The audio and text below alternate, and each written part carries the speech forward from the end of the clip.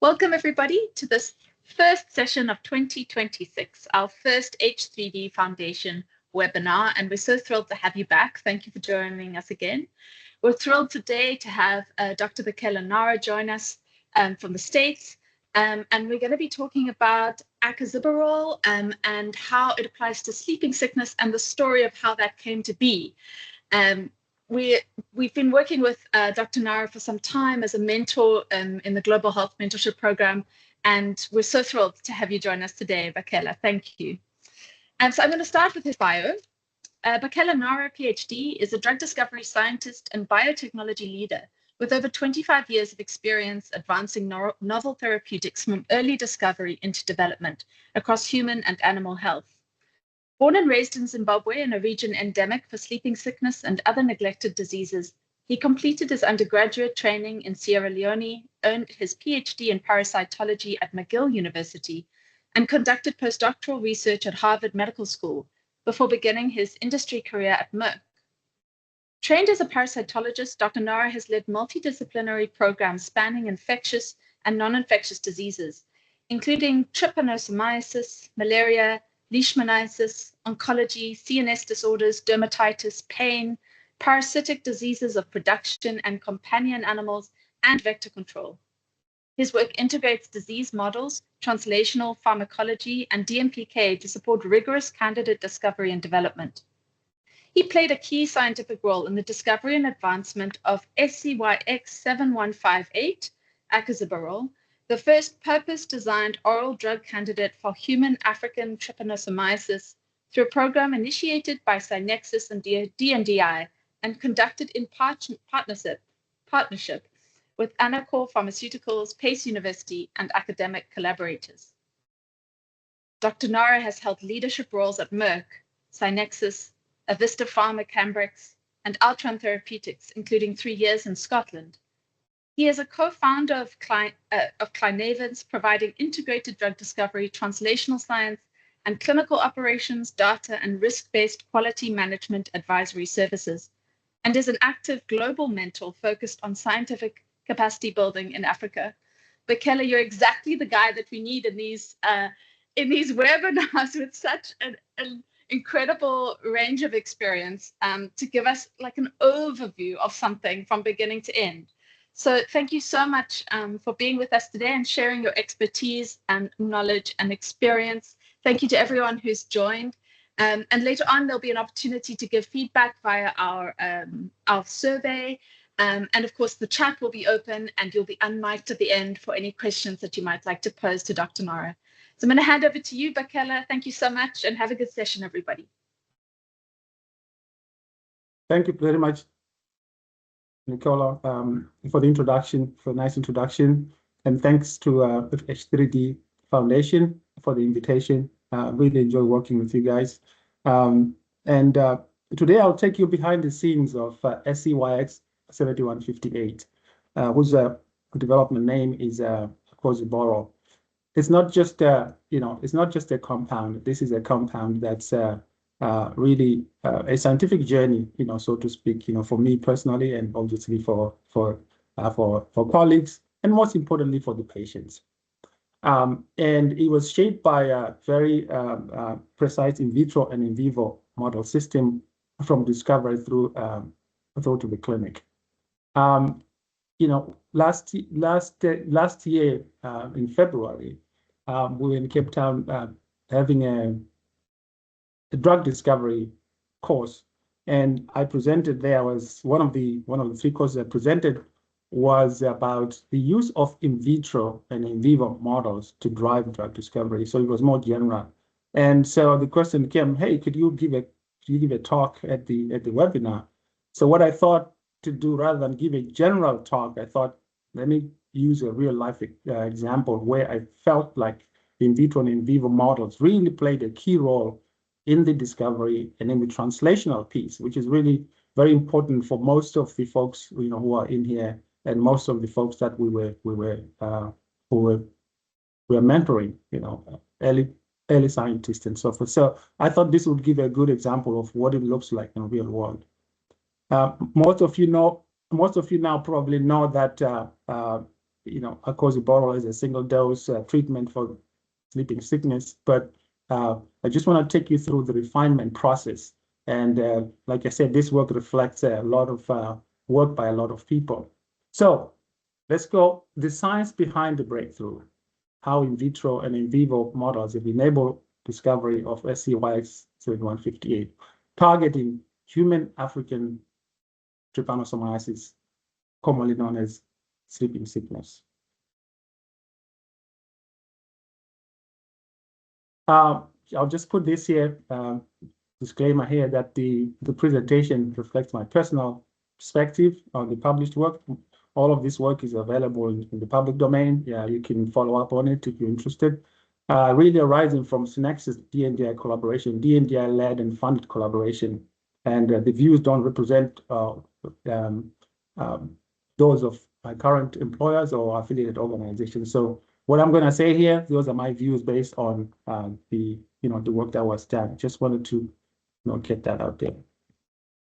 So the presentation outline, what I'm going to start with is really the disease context. As most of you would appreciate in drug discovery, is that the disease context is very important. Understanding what is the disease, what is the unmet medical need, in order to design a target product profile that allows you to deliver the type of compound that you're looking for. So that's really, really important. So I'll talk a little bit through that and then move on to, once you have that information down in terms of what product profile you're looking at from a drug perspective, then we'll move on to now dealing with in vitro models, which are really the early, they're the early gatekeepers, so to speak, that allows you to bring in chemistries and run the screens and identify those compounds that could ultimately be, move on to optimization.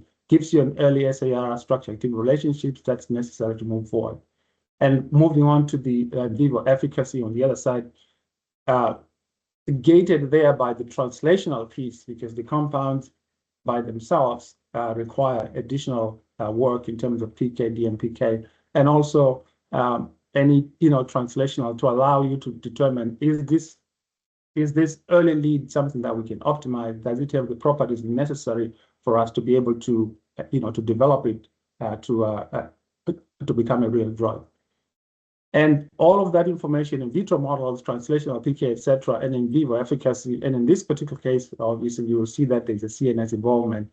Integrating all of that data to make a candidate selection to determine whether you have enough data to then move on to the clinical development. And I'll finish off with the clinical translational piece. This is work led by DNDi, and that's the work that will translate these discoveries into the clinic. Great advancement there and really exciting work there. So that's basically how I'll go through the talk. So I said earlier on that just before I get into sleeping sickness and trypanosomes themselves, I just wanted to go into the disease understanding, being the foundation of the efficacy models.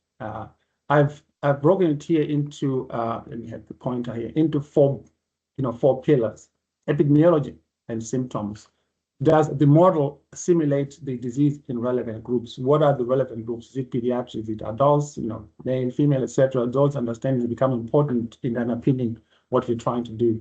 The symptoms themselves and the types of strain, the disease stages, etc. The experimental timelines, how it works, understanding how it works in the human, in order to be able to deliver that in terms of the clinical, the discovery models. And on the right side here, comparing it to the human versus the model, what is the initiating cause in this particular case? Obviously, it's parasitology, it's parasites. And most importantly, different parasites have different tissue tropisms, so they go to different spaces, different lesions, and so forth. Understanding all of that, does help in that. Genetics and biochemistry, the genes and proteins involved, conserved, resistance, etc.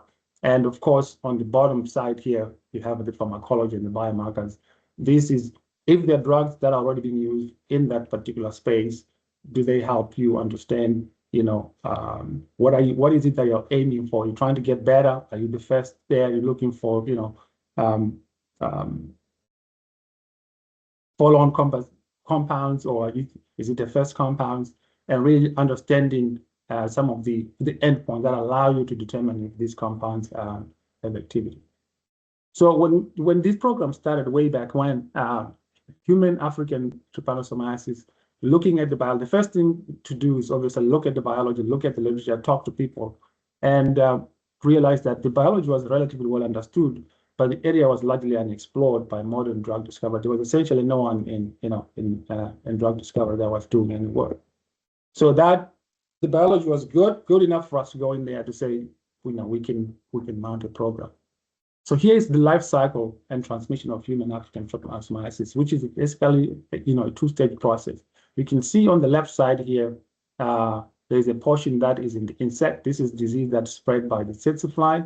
So it's a vector-borne disease. So the parasite differentiates into multiple different forms here, goes into these metacyclic stages, which are introduced into the bloodstream of the host, of a human in this case, by the bite.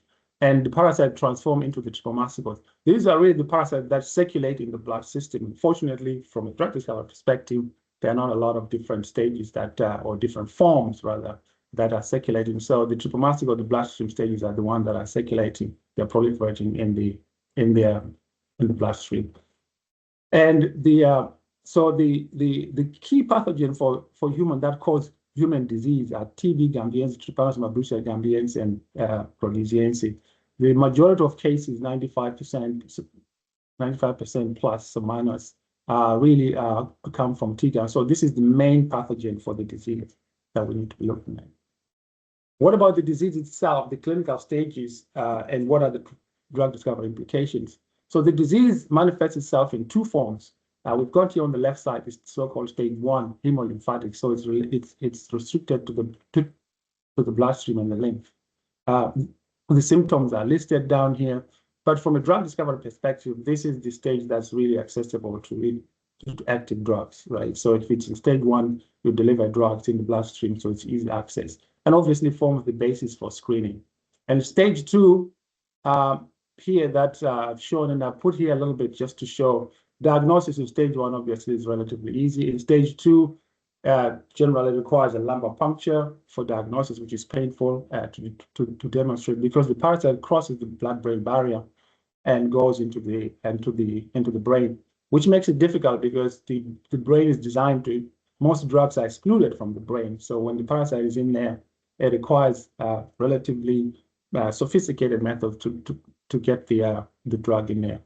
And this is where the parasite now causes neurological and sleep disturbances, which is why it's called sleeping sickness. And this disease is fatal if remains untreated. So really important work to be done here in order to make a difference in this disease that kills people, essentially. So one of the key points from this is that the drug that we're looking to develop for this disease has to be able to cross the blood-brain barrier. So these stages essentially define what we need to do and why the CNS exposure, the ability of the drug to go into the CNS, as I put it here, is a non-negotiable requirement for curative therapy.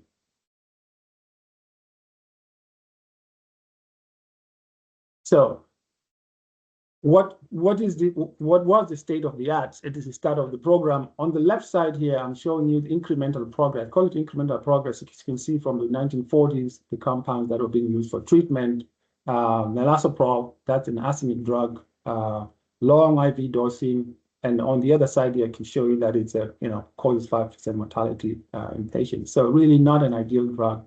In the 1980s, some significant improvement with eflornithine.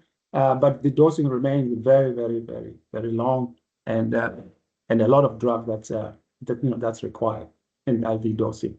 2009, a combination of nifurtimox eflornithine, a great improvement from a safety perspective, but you can see that it's still, IV plus oral for 7 days, a significant improvement. So that was sort of the state of the art at the time, and so coming into saying, how can we get better with this? And I'm showing these structures, and maybe chemists in the group, just to sort of show that, from a biologist like myself and some of you on the listening here, we can certainly look at these and say these things don't look like typical drugs. And it's true because they were repurposed from other areas. So here are some of the issues around these drugs that we need to get around. Toxic, I talked about milazoprol as an example. The long regimens make hospitalization essential, obviously, and non-practical. And a whole host of other issues that these compounds have.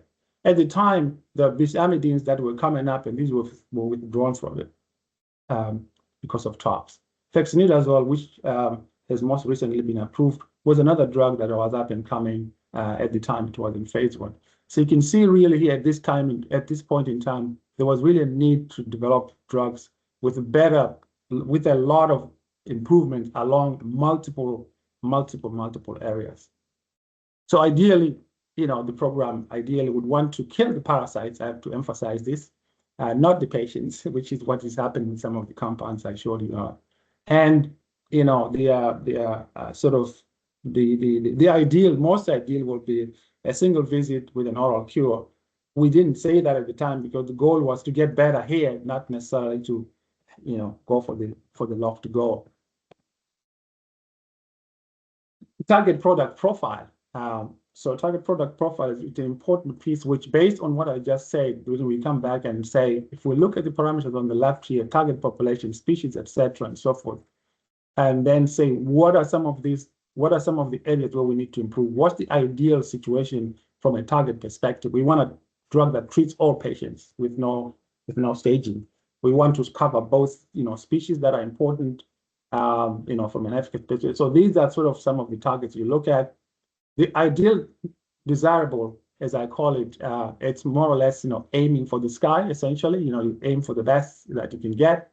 And at some point, that doesn't happen, then you have an acceptable improvement if you have some, but not all properties, which you might call, in some ways, the tree top. So aim for the sky, and sometimes you get to the tree top. But as you know, in drug discovery, 90% of the drugs don't make it, so you end up back on the ground. So having highlighted some of the key factors here, but this allows you to ground the discovery teams to make sure that they're focused on what needs to be delivered. So the bloodstream form of Trypanosoma brucei was chosen as the primary screening, and I've just highlighted here, just in the interest of time here, biological relevance, which we've already discussed, is the causing stage, and it's relevant for both stage 1 and 2, the same form. And when you treat the parasite, you get rid of the disease. And the assay requirements, you're measuring the extracellular killing. It allows, we can grow them in large numbers for isotope screening, minimal host confounding, etc. So we selected Trypanosoma brucei as the most biologically relevant stage for us to deal with. This is actually an animal parasite, but we reason that it is the most well-studied, they're safe for use in the laboratory because it doesn't infect humans. And we use that as a scalable foundation for discovery. So with all that background, and having decided we're going to use the Trypanosoma brucei species because it's much more understood and we can grow it relatively easily, what did we do? So here is the assay we set up. It's a resosurin. It's a fairly easy assay. We can grow the parasites in large numbers, like I said, plate them using robotics, and you can see here parasite numbers versus signal. It's important. You want to know if I have 10 parasites versus 200, I want to be able to see the difference. So that's the setup here. And the question was, can we use this to benchmark compounds? Here are the two compounds I showed you earlier, pentamidine and suramine, that were used in stage 1. You can see a very nice dose response that allows us to differentiate these two compounds. For example, IC50.15 and pentamidine being more potent. So a nice dose response. And this assay also allows us to start to manipulate the media, so we can put serum, for example, and you can see that that allows us to start to study the serum effects and so forth. We can also in this assay study things like time kill, how long does it take to kill parasites, etc. So we can do that. And on this side here, now coming to screening, this is a whole full 96-well plates with just DMSO. You can see the signals are tight. You don't want too much scatter. If we put in pentamidine, that kills about 50% of the parasites. It goes into the halfway here. And then if we put a lot of pentamidine, you go down back to 0. So a very nice signal that can really allow you to screen, compounds. And obviously, we'll be looking for compounds that are falling in this area. This down here shows a library screening here, and this work is, shown, is published in this paper here. You can see that lots of compounds from libraries that you'd expect don't have an activity, and very readily you can pick up the actives on this end here. So a very nice assay, very robust, reproducible, and simple to run, duration for 72 hours. Real quick here, in the first library, 47, about 50,000 compounds, and the typical screening funnel, about 400 compounds in an IC50 that's desirable, and then working with the chemistry teams to narrow that down and look at compounds that are safer, in other words, don't kill mammalian cells. And that's very important, obviously, to get compounds that have selected window. And also to start to see some beginning SAR, the chemist can take a look at this and say, will we be able to optimize this compound? Can we make some modification? So with all that said, we ended up with about 6 chemotypes that entered heat to lead stage. The nice thing about this library was that it had several representative compounds from each of the series. You can see that here. That allows you to rapidly look at SAR without having to make compounds, because that sometimes it can take longer. The idea here was just to see, can we start to see SAR in this early going for trypanosomes? And what you can see is the number of hits and the hit rate and so forth. So it was good. We can get hits, we can characterize them, we can look at them from a chemist's perspective and start to think about moving forward. One important aspect for looking at these parasites in Venus, not just seeing activity is one thing. The next idea here was we want compounds that to understand how effectively and how quickly they kill, because slow killing compounds would not be ideal in the field. That's where you start to see resistance and some breakthroughs as well. So we want compounds that kill reasonably quick, within a 24 hours ideally. And so this is one of the assays we can conduct using the same format that I just said, but just looking at 3 hours after assay, how the parasite looking. What you can see here is that this series, part of the selection, part of the calculus for the selection really had to do with the fact that in 24 hours, you can see that the IC50 has gone down significantly. So these compounds do kill in a relatively good time. So going through this and initiating hit to lead for each of these three, this shows you the number of compounds that were made. So making compounds and testing and so forth. And what you can see here is that seeing good potency, and potency is important, but isn't the most, isn't the driver always. As you can see, while these compounds are potent, we had a variety of reasons why these compounds ended up being dropped from the series. So you want to go in early, look at the early SAR, make a few compounds just to see what's going on. Because as we say, you want to fail early and you want to fail cheap. You don't want to spend a lot of resources doing this work on things that are not going to make it. So you can see from this first set of 6 and here, a lot of reasons why this failed. Here is one example, inactive in mouse serum. You can say, well, we're not trying to treat mice, but at the same time, the mouse is the model. You got to go through the mouse to get to the, to the candidate. So it's really, really important. So in the face of that, that compound definitely gets dropped. And fortunately, we had this heterocyclic ketone series that was fairly potent, and we were able to take it into the mouse in vivo model and see some activity. So from a proof of concept perspective, this was very exciting that this was able to deliver the compound.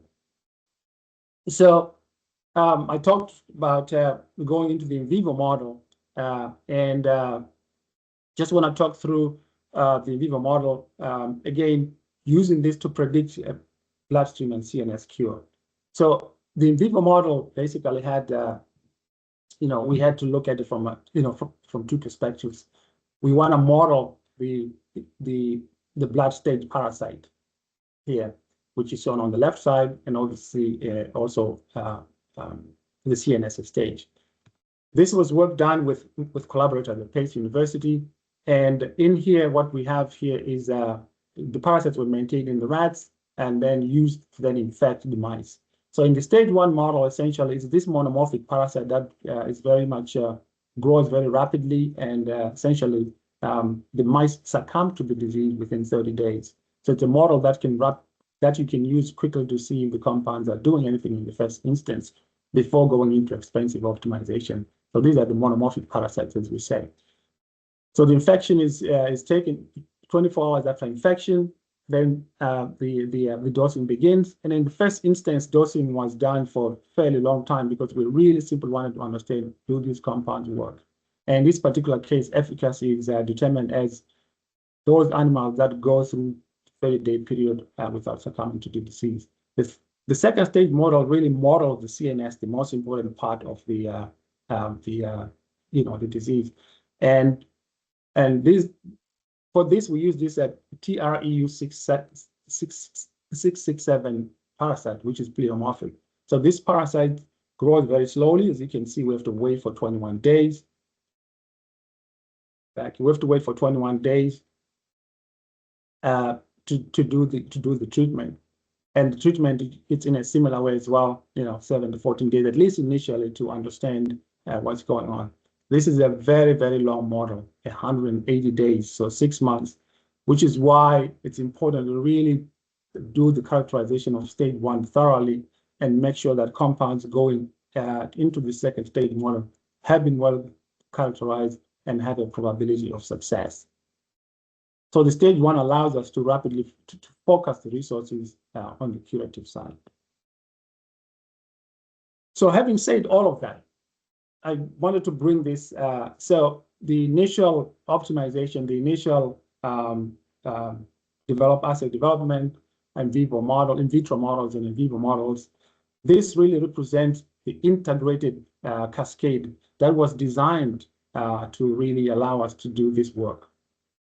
So the screening piece, I showed you the screening that was conducted initially using an internal library.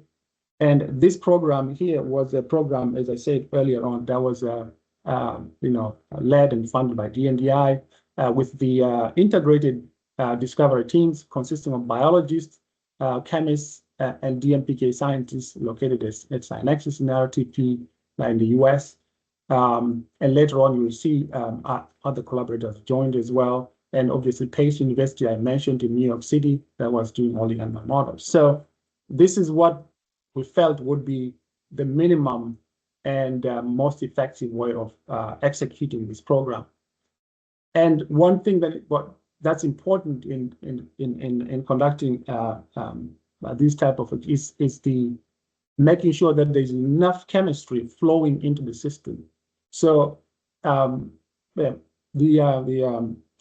DNDi was able to negotiate with many organizations, pharma, biotech, academic, other PPPs, commercial companies, CRO, anybody who had chemistry essentially to either run the screens, bring in some hits to us to optimize, or even bring libraries in. So really had a good resource here in terms of bringing different compounds to make sure that we can pick the best and move forward. And when these compounds come in, either as libraries or as hits, they'll then go into the Trypanosoma brucei initial assay that I described, selectivity to make sure we carry forward the compound that were selected, and ultimately moving into the in vitro hardening assays, where we look at just drug properties, solubility, metabolic stability. Are these compounds workable? Will they fall apart, in vivo? And one of the assays that's important is this MDR1 MDCK cell line that has pig-glycoprotein. This is a surrogate for understanding, will these compounds be able to get through the blood-brain barrier? Because that's a barrier that we need to get through in order to get the CNS stage. That's very, very important. It will allow us to pick those compounds that will get us to the second stage disease. And then there's in vivo model, which I described, stage 1 and stage 2 as well, obviously doing plasma PK. And here, what's important I highlighted here is essentially looking at the blood versus brain exposure. If the compounds get in the blood, what's the ratio, what's the partition between the plasma and the brain? Really earlier on, looking for compounds that have good properties, but also are able to cross the blood-brain barrier and go up into the CNS, into the brain to kill the parasites. And obviously, with all of that, at the end of this, one hopes that you have a development candidate. All of this work here is underpinned by medicinal chemistry optimization loop, which is really, really critical. Had a really good team there, led by Bob Jacobs, that doing this work, and got into the weekly design make test cycle. So essentially, compounds that are being made takes about a week to go through the cycle to get back into the chemistry team to say the compound you made doesn't work, or it does work, we need to do further studies. So really quick turnaround cycle to be able to make to advance or discard the compounds, discontinued compounds. Here's a typical cycle here: 1 week, ADME 2 to 3 weeks, and for the in vivo PK and acute model, 4 to 6 weeks. And I told you earlier on, the CNS model takes a lot longer.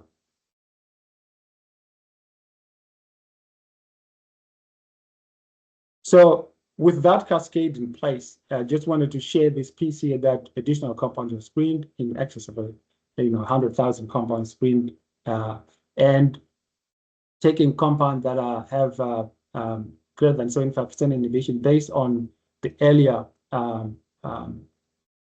screen that I showed you earlier that we did. You can see that this is basically a funnel that reduces the compounds down. And looking at cytotox activity against mammalian cells, will bring that even further down, with ending up with about 200 compounds. And this then goes through the analysis that we talked about earlier on, where you can see the chemotypes that then progress to lead. And there are several here, about 6 or 7 or so. But I told you also that there are compounds coming from external sources, and this is examples of other compounds coming external, 1, 2, and 3. And this is where the Acoziborole series from Anacor Pharmaceutical, based in Palo Alto, California. This is where the oxaboroles came to us, and they identified the activity in collaboration with the Sandler Center at UCSF, and identified this compound. That's what I'm going to talk about moving forward, because SCYX7158 in fact came out of this original work.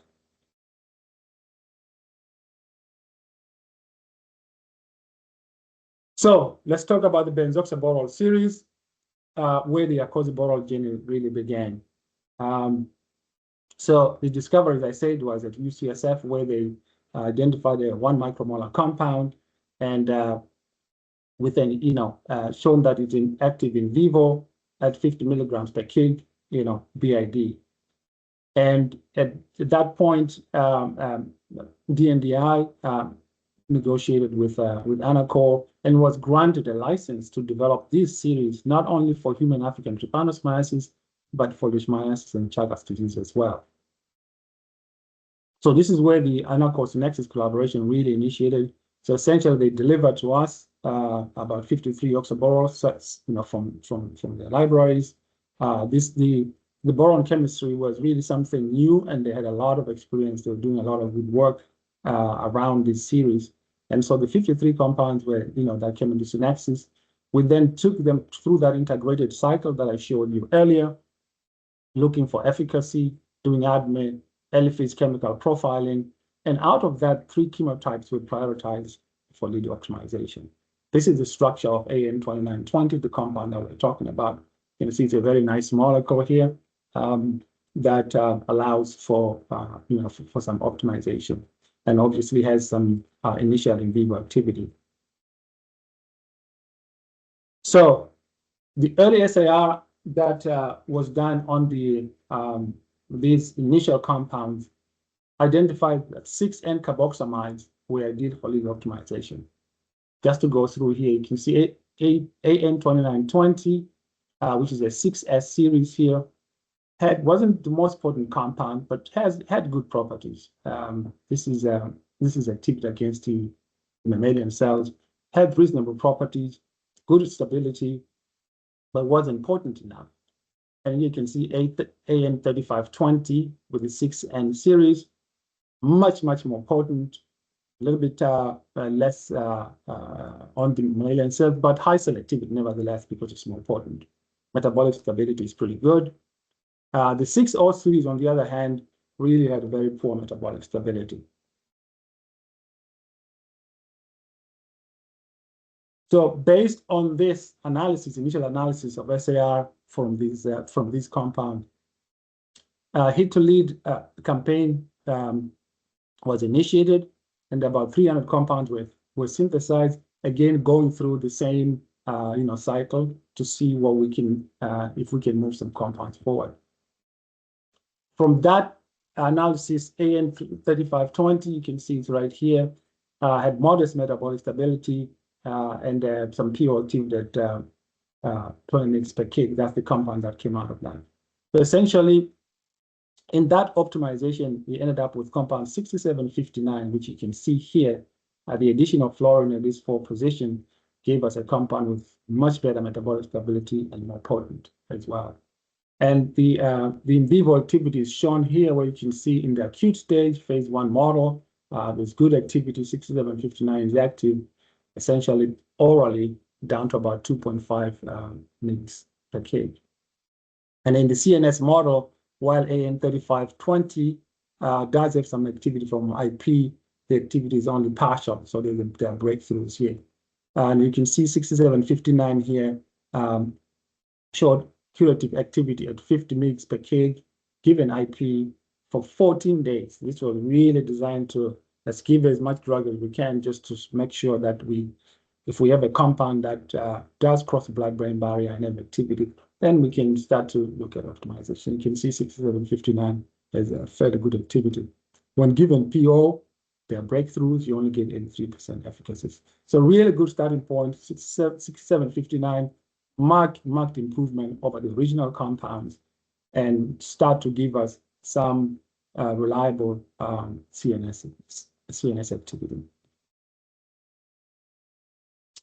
So this here shows now CNS cure was achieved, but exposure was becoming a limiting factor. And what you can see here is at 50 mg per kg IP given twice daily for 14 days, which I showed you earlier, you get very nice cure. Veronil is a control compound that, remember, in the CNS model, the dosing started 21 days later. So if Veronil is given before 21 days, before the parasite transition into the brain, it does clear them. If after the transition, it doesn't, because it doesn't get into the brain. So it's a nice control for vaccine. On the right side here, on a PK, this is essentially PK using 50 mg per kg, the same dose given here, just IP. What you can immediately see here is that the plasma concentration is very nice, it's high, stays above the IC50. This is the IC50, IC90 range for 6759. You can see that the plasma concentration stays above that for at least 24 hours. But what happens here, if you look at the brain concentration of the drug, which is really very important for clearing the CNS stage, you can see that this drops below the IC50, IC90 range within the first 24 hours, indicating that that will not be able to, the requirement for twice daily dosing is underpinned by that. So 6759, good compound, but requires twice daily dosing. Twice daily dosing is not bad compared to what you saw earlier, the compound available. However, the question we had was, could we do better? Could we get a compound that's once daily dosing? So the next question was doing a PK-driven lead optimization to see if we can have sustained CNS exposure and get once daily dosing. 6759, as you see here, good compound with properties. They identified the problem was that CNS efficacy required BID dosing. Putting a methyl group in this Acoziborole ring here improved the permeability and metabolic stability. However, somehow the selectivity became a problem. It's killing mammalian cells here. And 2 methyl groups are better than 1 in some ways, because somehow the cytotoxicity is gone now. You can see it's much better here. Losing a little bit of potency here, down to about 556 nanomolar. Solubility is still good. Permeability was much better. So 7158 achieved sustained exposure with curative potential even though you lost a little bit of activity. It's very important doing this type of exercises because potency alone itself, if you go after potency compound alone, that's not always the best thing. Here, we've lost a little bit of activity, but picked up on the exposure side where microsomal stability as well as the PGP, this is the PAP here, it's much better, you can see, for both of these compounds compared to 6759. So this told us that this compound will have a better CNS exposure. Going in here, you can see, so the PK/PD principles that determine CNS, what are they? So here, these are really important principles where the time kill kinetics in vitro here, how quickly does the drug kill, and what's the concentration of drug that actually gives us complete kill. You can see that 0.63 to 125, which are these 2, 1 and 2 here, are really the breakpoints where if you can achieve this level in the brain, you're going to be able to clear the parasite, or at least we think you would. The other question is this killing here reversible? So if we incubate the parasites here, wash the drug out, and see what concentration is required to reach irreversible killing within 24 hours. You can see that here, the same thing. If you wash the compounds out in about 12 hours with 1.25, the parasites are committed to death. So that's great. So, and you can do the same thing in vivo here, 7158 administered in a mouse, and you just take blood serially over time. You can see that within 12 to about 15 hours, the parasites are cleared by 7158. So we reasoned that if we can achieve this concentration in the brain, we'll be able to clear the parasite.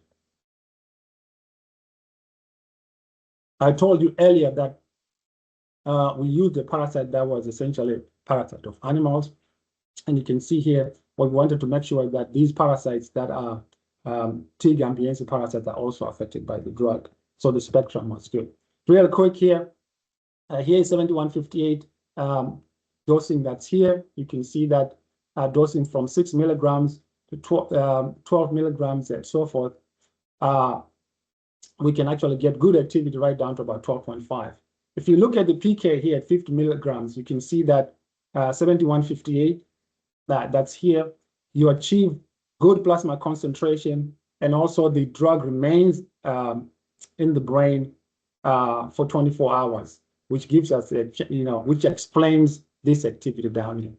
6759, on the other hand, it goes below. This is actually, because it's more potent, it goes below there. So it explains why it's less potent. So going from the AN3520, 6759, and 7158, you can see that now we have a compound that's essentially a development candidate based on that.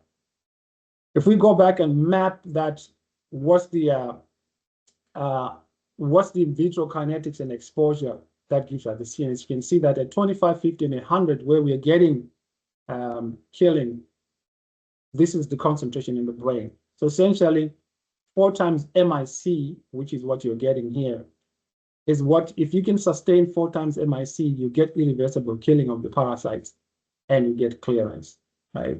So the CNS cure is achieved only when the average brain exposure exceeds 4x MIC, and that's what we found. Can we be able to do this? If we're able to do this in patients, we will get a chance. Real quick here, this is allometric scaling to see, can we predict the human dose based on what was just said earlier on? And what you can see here is that going from mouse to rat to monkey to dog, you can see that there is the clearance is slower in the large animal species, except here in the dog. For some reason, it looks like the dog exposure was rather long, and that was quite unexpected.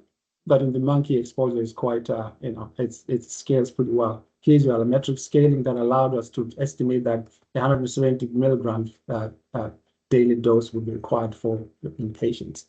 So the question just became, is human going to be dog-like or is going to be monkey-like?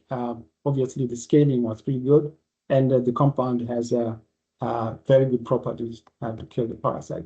With that said, IND-enabling preclinical package was done just to Is this compound going to be safe for phase 1? What you can see here is all of these were completed successfully with no issues, and the compound progressed.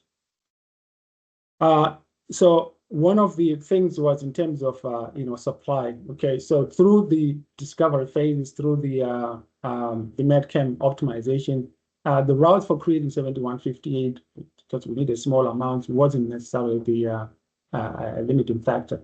So we had a very good process chemistry group that worked to optimize the route so that we can end up with something that will provide enough material for clinical supplies, reduce the cost of goods. It was essentially this starting material here that was identified that will reduce the cost. It was a very scalable process, and kilogram GMP qualities was delivered to our development partner, D&DI, to do the clinical trials.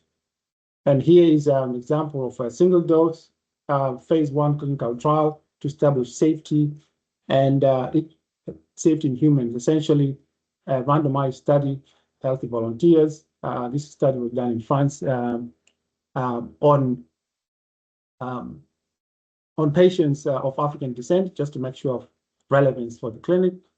It was dosed from 20 to 1200 milligrams, different groups, multiple groups.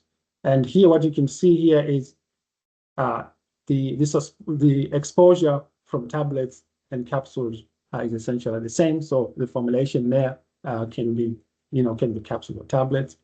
What you see in the bottom here is that the exposure or the half-life of the drug here is very, very long. So it turns out that in fact in humans, the drug is behaving more like we saw in the dog. Having said that, it was well tolerated. There were no dose-limiting toxicities, and except the fact it was identified that it had a very long half-life, I believe 400 hours or so. So it was a long half-life. With all the safety and all this, 960 milligrams was chosen as a single oral dose to be given to patients in a phase 2/3 clinical trial that was conducted.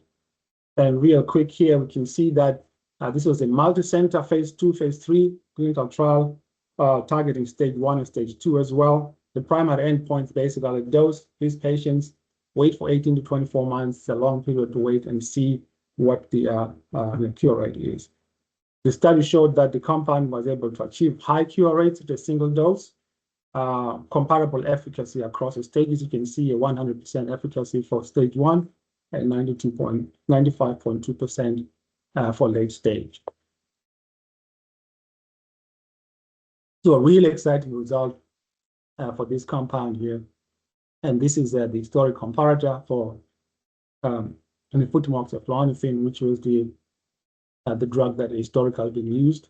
I talked about it earlier, about the same. So very good activity.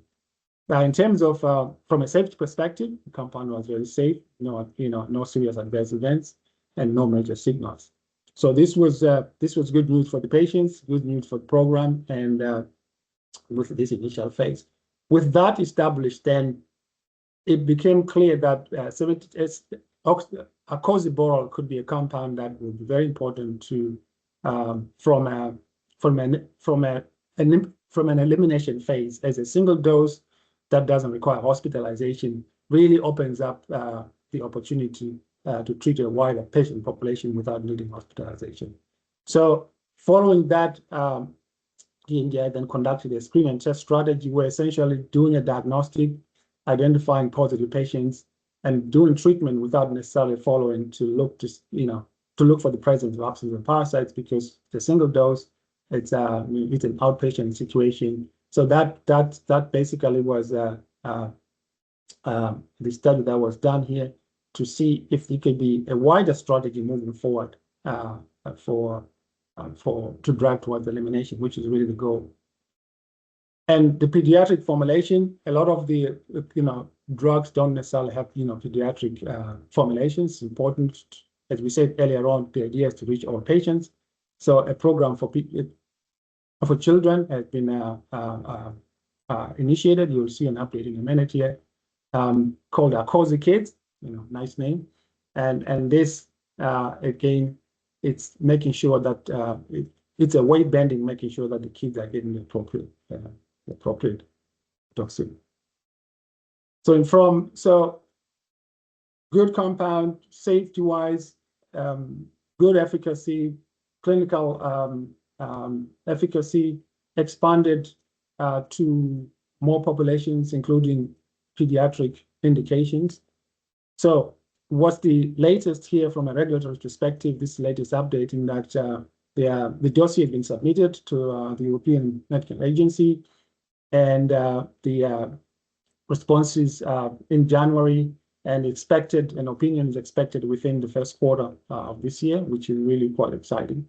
And this is just on the other side. I mentioned pediatric, study that it's enrolled and is going to be, get underway very soon. So this is exciting to see Acoziborole progressing towards approval and really become a major public health, tool to drive towards elimination without the serious side effects of the other, drugs that we've seen. So if I go back, I showed you earlier on that we were here around 2009 with 7 days. So you can see the evolution from toxic complex regimens to a single dose cure. Fexinidazole was launched in 2018, much improvement, obviously, but still long duration, 10 days. And now we have the opportunity to be down to, a single oral dose that hopefully will be seeing regulatory approval shortly. So just to summarize here, safety-wise, a much safer compound, much simpler single dosing, no dosing burdens, in terms of IV and long, hospitalizations, and the healthcare systems, no burdens there because these will essentially be outpatients, for example. So the pragmatic goal, which I said earlier on, you aim for the sky, and you sometimes you end on the treetop or you end up on the floor. I think in this particular case, really, lots of surprises along the way, but have a compound that I think has a chance to revolutionize the treatment of sleeping sickness and really contribute significantly to the cure of the disease. As I said, this program was a program that was led by DNDi with collaborations primarily from ANACO, bringing intellectual property as well as contribution on the Acoziborole chemistry that they had a lot of experience in, and Pace University, where all the in vivo models were run. So this is the team from Synexis, Bob Jacobs, chemistry, Steve Ring on the DMPK side, and Mark Jensen on the process chemistry. Really good group of integrated team that managed to get this work. And at DNDi and ANACO, Rob Don leading the program, Jake Plugin and team out in Palo Alto, Pace University, Cy Barker and Nigel Allen, and many, many other institutions, including Swiss Tropical Institute for Benchmarking. There are many, many, many other people, many contributors to this work that are not mentioned in here, and really great team effort and delivering a compound that could make a difference. Thank you. Thank you so much, Bakela, for this very thorough and fantastically interesting presentation. And just speaking to the collaborative nature, how we lean on each other in this industry to bring things across the finish line. And it's so nice to see a success story as well. And guys, you've been unmuted. If you want, please raise your hand. We've got just 5 minutes left. I know it's the end of the day for us in our time zone, but if we have any questions, please raise your hand and you can ask your question. I'm going to kick us off with, so Bakela, I want to, as you know, I'm not a scientist, so I'm always interested more in the kind of mentorship angle. And I would just love to know how if you have any advice for budding mentors, not mentees, but how do you take this kind of experience and inspire and channel it into the next generation of drug discovery scientists? So how do you translate this kind of experience as a mentor? What do you wish to impart? Well, I think what I would say is first and foremost is attitude and enthusiasm is important on the side of mentees. And what I find is that it's quite often not the, I've mentored quite a few, scientists through the program, and, they're very good scientists. I think it's really recognizing the quality of the mentees, and then allowing them to, engage with this information, and, understanding rather than being prescriptive, I guess, in some ways, rather than being prescriptive, because this type of information, looking and see how they relate to that information and how they interpret it and helping in that. For example, in this day and age, we have the omics, we've got the AI, etc. So if I'm looking back now, so from a motivation and mentoring perspective, is really going and saying the questions remain the same, right? The questions remain the same. The questions of safety, the questions of optimization, and so forth. But now with AI, with omics, etc., you can really start to accelerate that piece, and then having them think about AI to solve this problem. I'll give you an example. For the mouse models, for example, you don't have to wait 180 days. No, you don't have to. Can we do something not to wait that long? For example, for the the properties of the compounds. So it's really using this not as a static example of what should be done, but in saying how do we then think about in the context of the current technology that we have, etc. And using that in that way, because obviously this work was done a long time ago. So it's really more about nurturing and allowing that natural evolution, because these guys now, they going to school, they're looking at very modern technology. How do you do that? Biologists have to step up to the plate to come up with ideas that can move this compound along faster.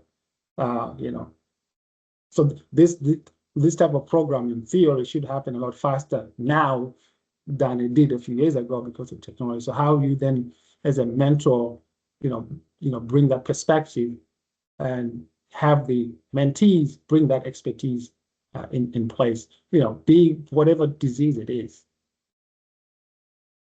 Right. So it's less about the actual technical know-how and more about how you approach what you've got to tackle, right? How do we meet the current context, and how do we accelerate our goals within the tools that we already have? That's right. Yeah, it's more of a mindset. It's more of a mindset. Yeah. All right, well, we're on the hour. I don't see any questions coming up, so I'm going to end off here and say a huge thank you to our participants for showing up and for participating.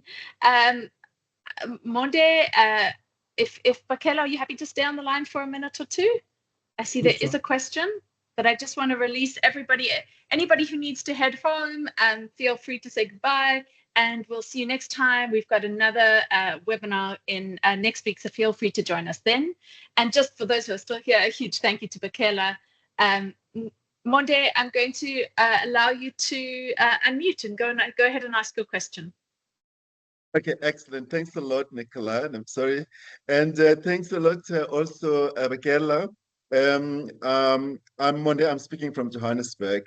I'm just curious. There is a move these days to actually move away from using animals in preclinical studies, and some people even look at now that there is AI advanced, and people are even looking at in silico studies enough for preclinical studies, but also the organoid technology is developing also. Do you think the organoid technology would have provided enough data for you for preclinical studies in when you were developing these lead compounds? And also when you were doing the preparing for the first phase clinical studies, was there any maybe regulatory demand to do more animals other than mice for preclinical study? Yes. So two questions. One is with the move to make less use of animals. Yes, very conscious of that. I think it depends on the disease. I think organoids, potentially from a blood-brain barrier perspective, could you have used organoids? Yes, you could use that. So because most of these studies that we're talking about, we were using mice, right? So we're taking brains from mice. So yeah, you could potentially for that blood-brain barrier and blood-brain penetration stuff, you potentially could have used that. So yes, absolutely. From an efficacy perspective, there will need to be some little bit more work there. Could you estimate probably because these are extracellular, right? For freely in the, I think maybe the question could be, you could use animals. For example, I'll give you an example. You could use animals without sacrificing them. For example, by imaging, right? So you could use imaging technologies that will, parasites tagged with GFP, so you can image them and you don't have to kill them. So that's another way of using less animals because you don't have to, kill animals. And in terms of the other question you were asking was from a phase 1 clinical. So that's an interesting question. I'll tell you that it's what you will find is that, especially in parasitology and infectious diseases, there's a lot of models. There are people who study the disease pathology, disease development, and so forth, that will have models for studying host parasite interactions, immunology, and so on. And those models aren't necessarily always the best models for drug discovery. So you have to look. I'll tell you an example. There's a monkey model, not monkey model. Monkeys have been used initially to look at infection and so forth. So you could think of, oh yeah, you know what, let's use monkeys because they're closer to humans and so forth. But the question you're really asking is exposure prediction, which you can get from mice, right? So yes, you could have done monkey studies, for example, very expensive, very complicated, not easy to do, difficult regulatory information. Obviously, there's rats as well, lots of drug agents. So I think it's just you have to look at the question of what is the question you're answering. If the monkey was the limiting model for us to get what we needed, I think, yeah, that would have been done. But I think you just have to look at what is the pharmacology question you're asking, and then take the right model, minimal model that allows you to get there. Because at the end of the day, you want to get to the patient sooner. So we didn't use like, for example, we didn't use the human parasites, we didn't use the monkey model, etc. So because it wasn't going to be any better in driving the question that we were asking. Okay, and the regulatory authorities didn't ask for it either to approve. No, because the regulatory authorities, you have to show the drug is safe and efficacious, right? So, and that's really at the end of the day the most important feature. Okay, you have to, the data you show has to convince that the drug is safe and efficacious, and we've shown that it's safe and efficacious in the animals. And if you remember the IND enabling studies that you required to do that in order to get into phase 1. Obviously, the question of the long half-life needed some. You will see from the publication that there was a little bit of work that was done to understand whether that would be an issue or not. So hopefully that answers your question.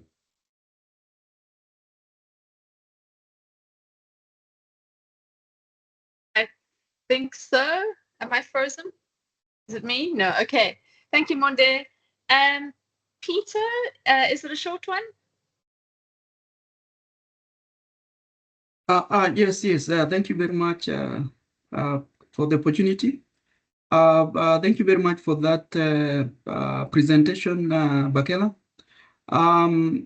Speaking from Nairobi, it's a pleasure to listen to you. I've seen some of those publications and talking about some of the activities that the benzoxaborole the series have, but I haven't seen any references to this specific compound, Acoziborole. So I'm interested to know how did it perform against Leishmania and Chagas disease? It's a very good question. I think as you saw in the earlier part, I mentioned that DNDA was granted the license to develop these compounds against the leishmaniasis as well as Chagas disease. So to answer your question, they're very interesting compounds in that while they have the benzoxaborole ring, you can find specificity for the different parasites. So we did also work on, there's actually a publication on leishmaniasis. That compound did go into phase 1, I believe. The publication should be out there. And there's also a compound progressing in Chagas disease, but not this specific compound. It is the benzoxaborole series, but not they are very specific for that. And to come back to your point as well, maybe, Cici, I think is what, to come back to your question, is that the models, that actually would be a very interesting exercise to take these models, contrast them with Leishmania and Chagas, where those parasites are deep in tissues.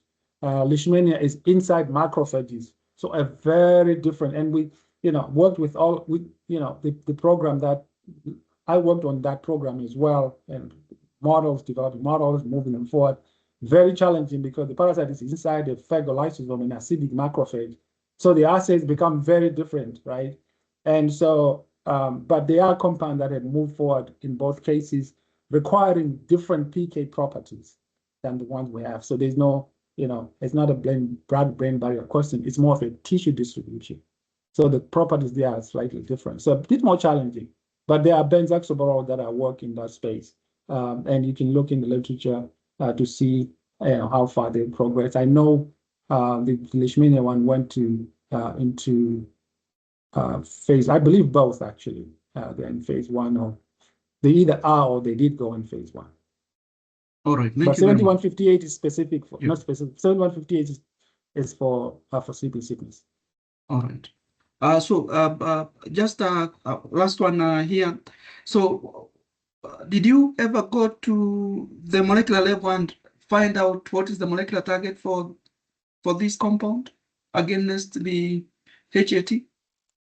Yes, there's the follow-up work, not me specifically. What we did at the time is because with parasites you want to see how quickly can you generate resistance. We did select for some resistant, to see how far. And it was very difficult. We had to pass it in a very, very long time and didn't get very much resistance. However, groups up in Dundee, I believe, and some others have subsequently done whole genome sequencing following parasite selection, and they've identified, I believe, it's RNA processing proteins as was involved. The genes that they've identified, the genes that are involved there. I think it's RNA processing. That paper has been published a few years ago. But given it's a single dose, single high dose, and the patient population is very limited, the chances of seeing resistance in the field is probably not very high.